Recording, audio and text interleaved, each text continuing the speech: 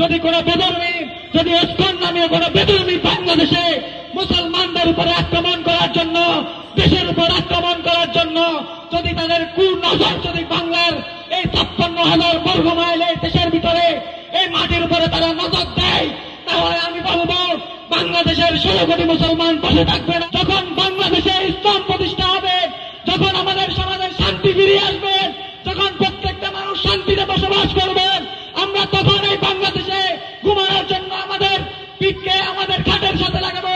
এর আগে মুসলমান কোনোভাবে ঘুমাতে পারে না।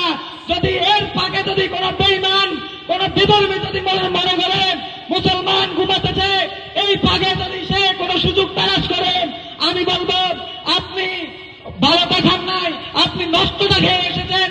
সুতরাং মুসলমান ঘুমায় না, মুসলমান সজাগ আছে।